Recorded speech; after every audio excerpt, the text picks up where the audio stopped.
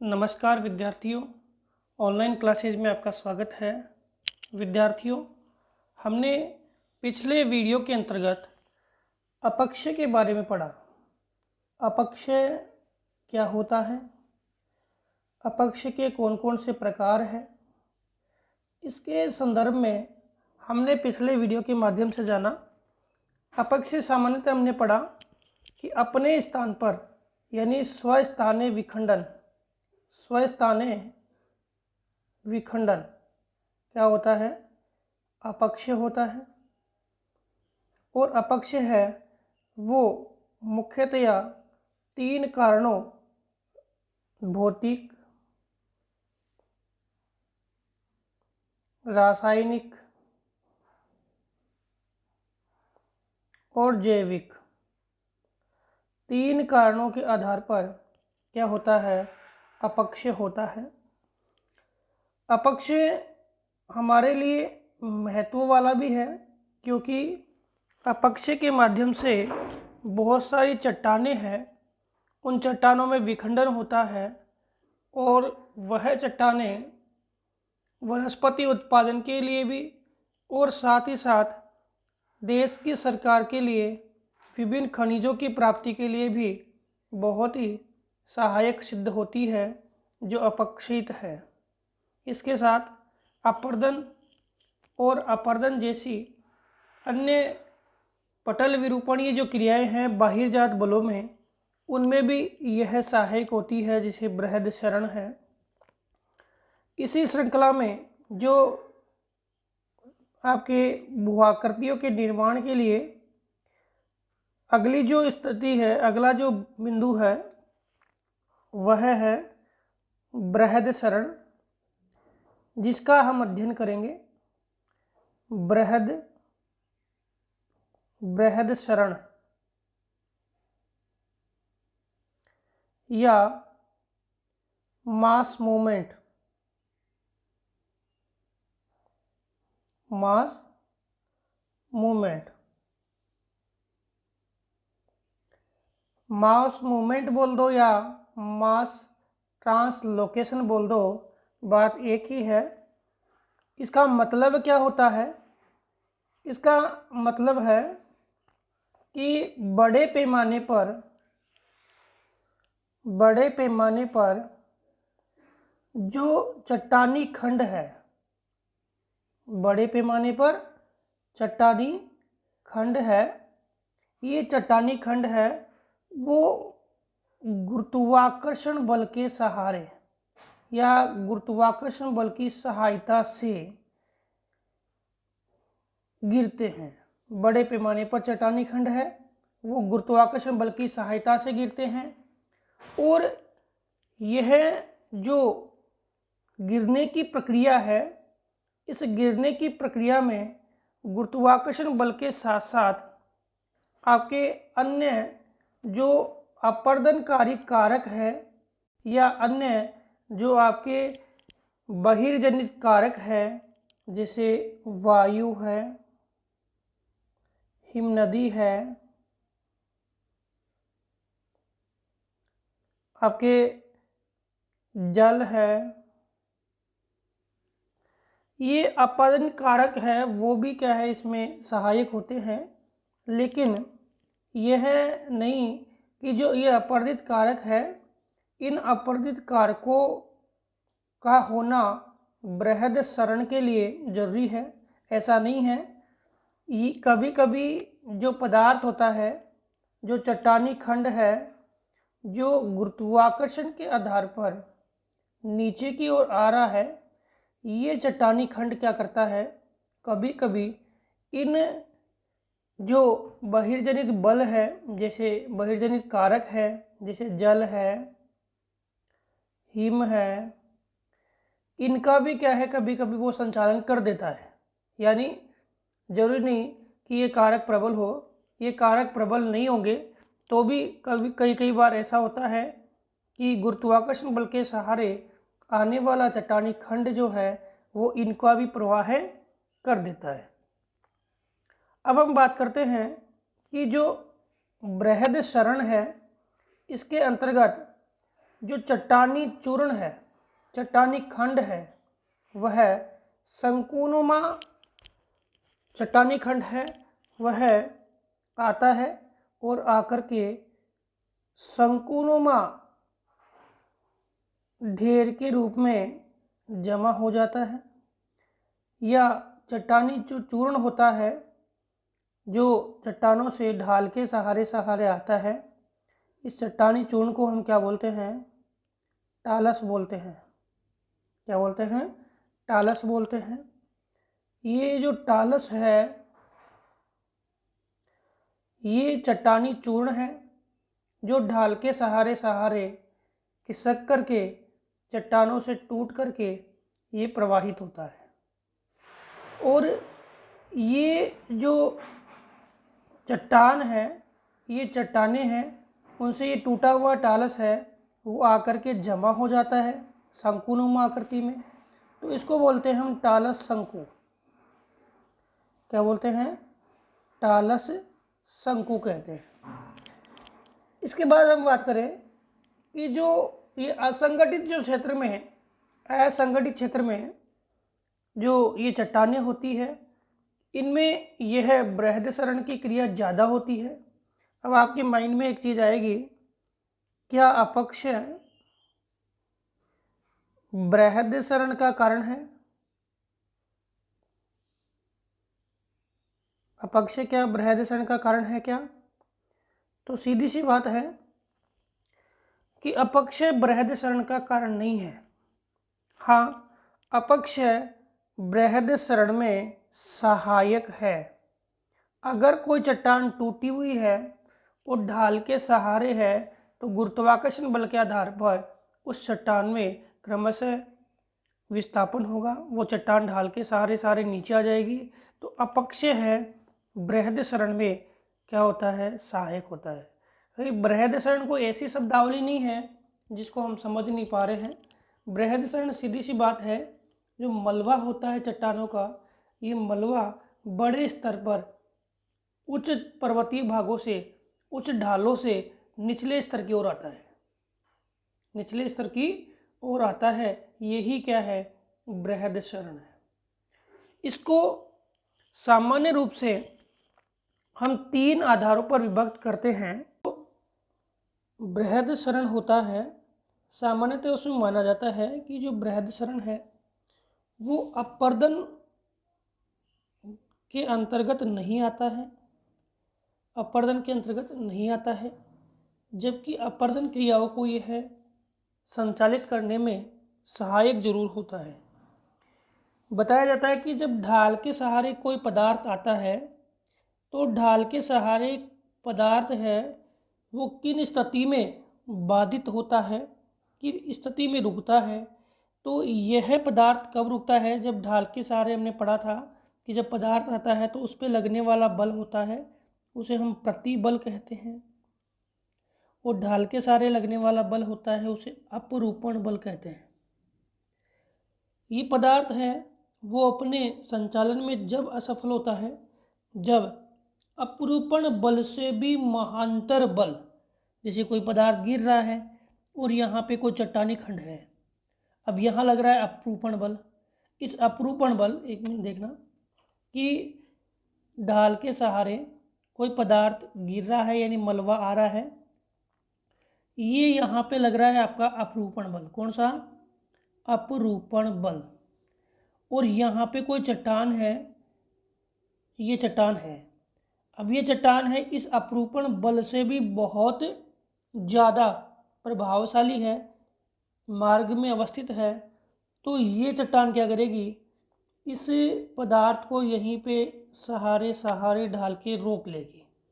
तो यही स्थिति है जिसके कारण जो बृहदशरण है या मलबा है वो प्रवाहित होने में असफल रहता है।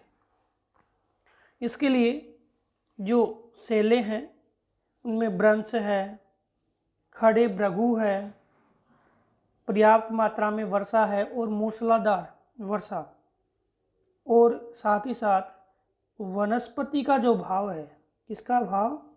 वनस्पति का अभाव, वनस्पति का अभाव है, ये भी इसको संचालित करने का प्रमुख कारण है। यानी ये जो पर्याप्त वर्षा होती है या मूसलाधार वर्षा होती है, पर्याप्त ढाल होता है यानी तीव्र ढाल होता है, ये सारे के सारे कारक है आपके बृहदशरण मास मूवमेंट को संचालित करते हैं। अब देखिए सामान्यतः बृहदशरण कितने प्रकार का है, तो एक तो है मंद, एक है तीव्र और एक है अत्यधिक तीव्र। तो 3 प्रकार का बृहद संचरण है और तीनों प्रकार का जो बृहद संचरण है ये जल की मात्रा, ढाल और जो मलबा है उसकी स्थिति या प्रकृति पर निर्भर करता है। तो देखते हैं कि बृहदशरण जो है उनमें जो मंद संचलन है वो क्या होता है। मंद संचलन की बात मैं करूं, जब जल की क्या होती है, कमी होती है, यानी नमी है बहुत कम होती है और चट्टानें हैं वो चूर्ण के रूप में धीरे धीरे क्या होती है, गति करती है, खिसकती है, यह प्रवाह मंद प्रवाह कहलाता है। उपध्रुवीय शीत प्रदेशों में यह क्रिया सर्वाधिक होती है और जो मंद वाह है इसको हम भूमि सर्पण, सेल सर्पण, टालस सर्पण और मृदा सर्पण कहते हैं। भूमि सर्पण, सेल सर्पण, मृदा सर्पण और टालस सर्पण कहते हैं। देखो क्या है कि जब आपके नमी बहुत कम है तो धीरे धीरे चट्टानें हैं, उनके खंड है वो धीरे धीरे क्या होते हैं, नीचे की ओर आते हैं, ढाल के सहारे सहारे सहारे। उस क्रिया को हम बोलते हैं मंद संचलन। इसमें एक क्रिया होती है क्या कि जो वनस्पति है, वनस्पति का प्राय अभाव पाया जाता है। इसके बाद हम देखें तीव्र संचलन। तीव्र संचलन जो होता है इसमें जल ज़्यादा होता है। क्या होता है, जल ज़्यादा होता है किसकी तुलना में, मंद संचलन की तुलना में, और जल से संतृप्त होती है कौन, सेल चूर्ण, चट्टानों के चूर्ण यानी मलबा। और यह मलबा है वो तीव्र बहाव के साथ क्या होता है, आता है। इसको भूमिवाह कहते हैं। पंख यानी जो कीचड़ है उसके रूप में आता है या चादर के रूप में आता है। पूरे के पूरे जो कण है उसको एक चादर के रूप में बहा करके लाता है, उसको हम सीट वॉश या चादर अपरदन कहते हैं, चादर स्खलन या चादर स्थानांतरण कहते हैं। नदी घाटियाँ है उनके अंदर इस प्रकार का स्वरूप आपको देखने को मिलता है। इसके बाद हम बात करें अत्यधिक तीव्र सामूहिक स्थानांतरण, यानी ऐसा होता है जिसमें तीव्र वाह होता है।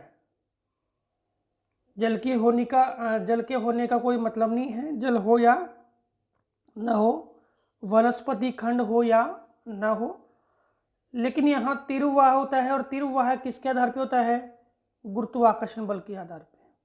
किसके आधार पे होता है, गुरुत्वाकर्षण बल के आधार पे।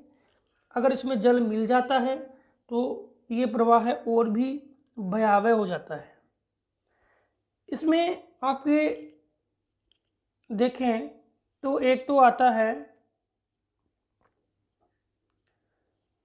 गुरुत्वाकर्षण बल के आधार पे देखें तो एक तो आता है भूस्खलन, एक तो क्या आता है, भूस्खलन।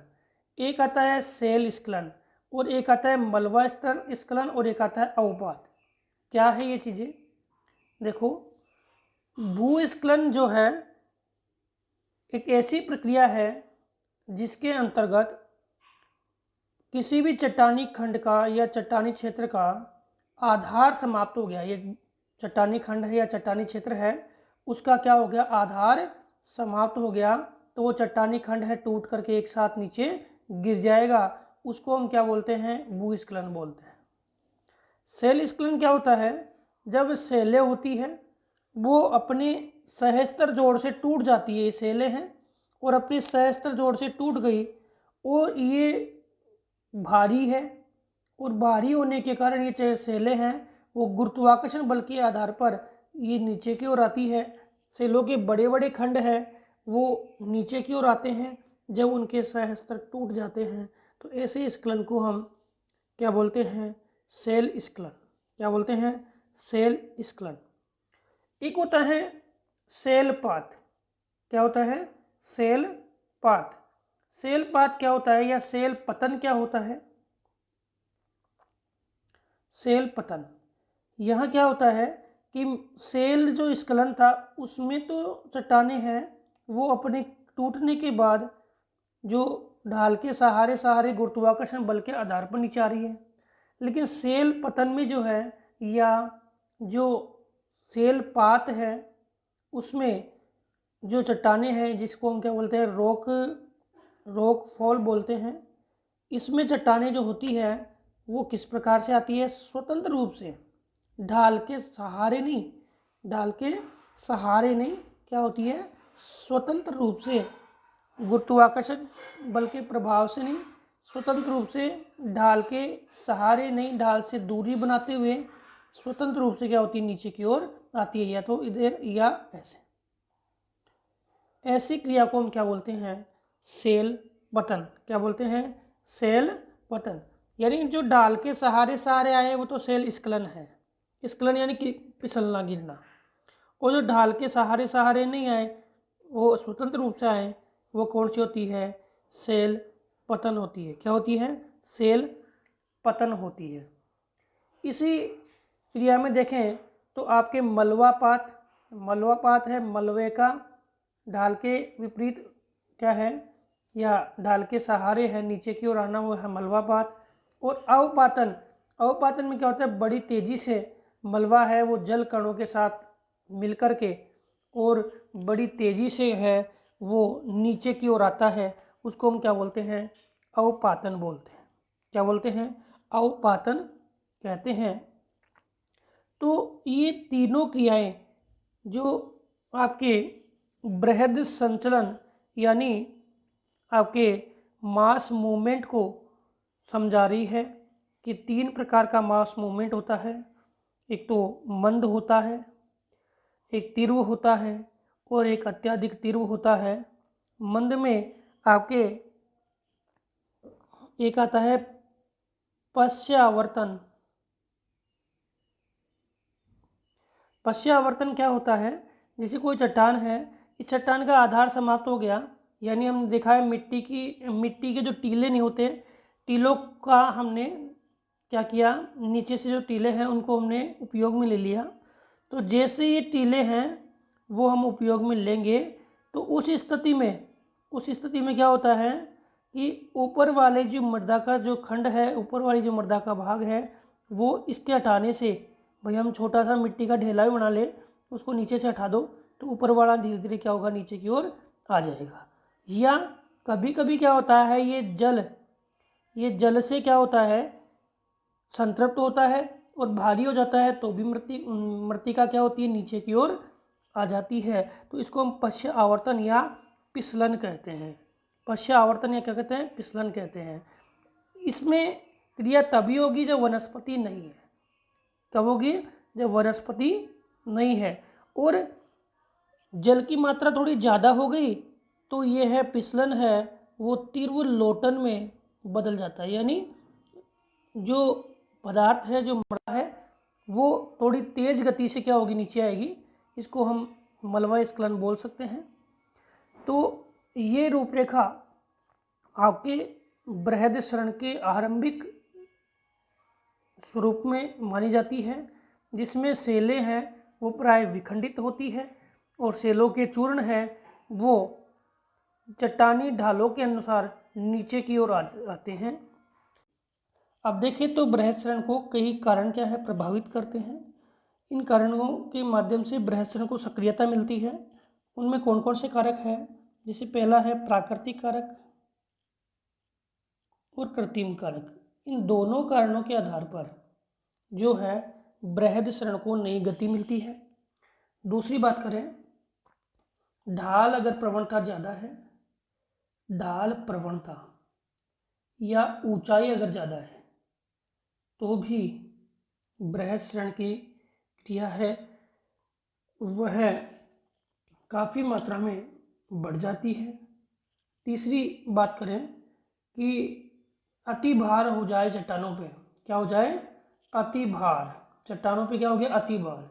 और चट्टानों पे अति भार के कारण भी क्या होता है कि दबाव बढ़ता है, और दबाव बढ़ने से चट्टानें विखंडित होती है और ढाल के सहारे नीचे आती है। कई बार क्या होता है कि जो वर्षा जो है, वर्षा के कारण जो स्नेक है उनकी मात्रा यानी जो जल है वो क्या है, मृदा या सेल कणों के साथ मिल जाता है, सेल कणों के साथ क्या होगा, मिल जाएगा। तो स्नेक की मात्रा बढ़ गई, तो स्नेक या संतृप्ति बढ़ गई जल की, तो भी है अति भार हो जाता है। और ये अति भार क्या करेगा, ये अति भार आपकी बृहस्सरण को गति प्रदान करेगा। इसके अलावा जो मूल ढाल है वो किसी कारणवश, मैंने कहा था अपक्षय जो है वो इसका सहायक कारक बन सकता है। अपक्षय नहीं हो तो बृहस्सरण नहीं हो, ऐसा नहीं होगा, जबकि अपक्षय इसकी गति में या इसकी क्रिया में सहायता प्रदान कर सकता है। तो मूल सतह है या मूल पदार्थ है उसका, अगर हमने जो मूल पदार्थ या मूल सतह है या चट्टान हट गई तो इसका भार हट जाएगा, और भार हटने से भी अपक्षय होगा, और अपक्षय के बाद में बृहस्सरण की क्रिया होगी। भूकंप आ रहा है तो भूकंप आने से चट्टानें विखंडित होगी। विस्फोट हो रहा है किसी कृत्रिम कारणों से तो भी चट्टानें क्या होगी, विखंडित होगी।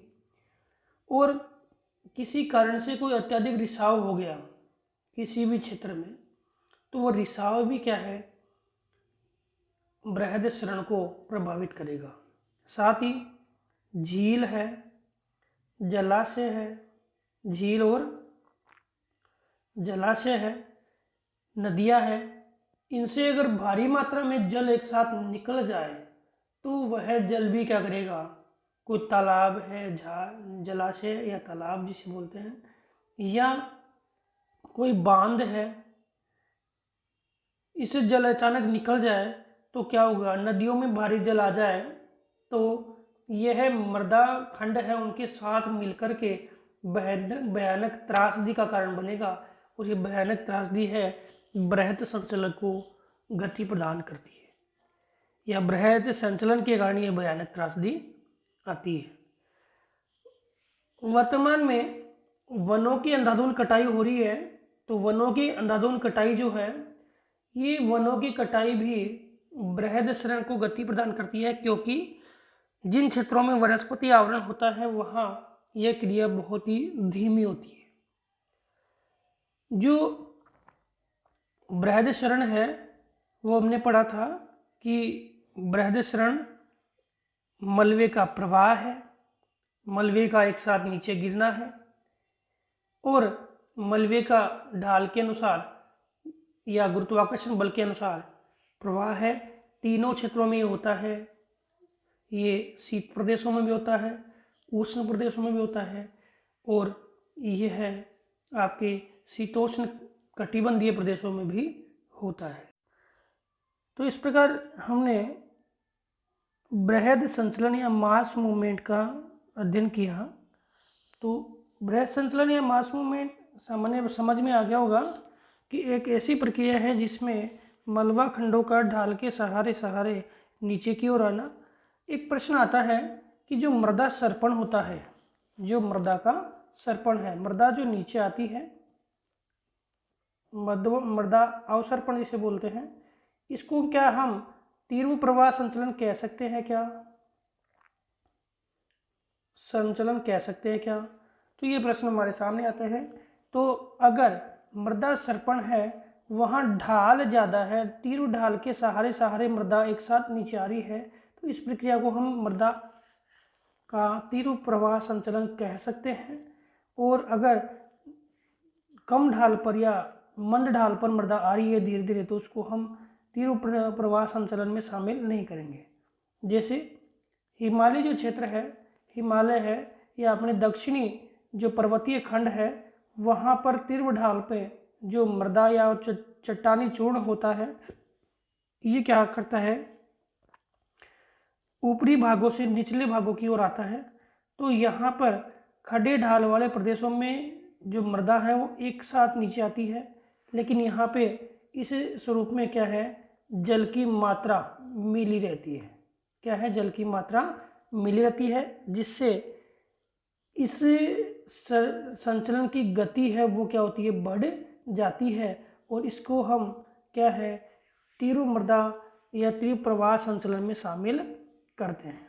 कई बार क्या होता है कि ये जो भूस्खलन है, मलबा अवदाब है, उसके अंतर्गत जो या सेल पतन है, उसमें चट्टानें तीव्र गति से आती हैं, एक साथ आती है और भयानक क्या करती है, भयानक आपदा का गठन करती है।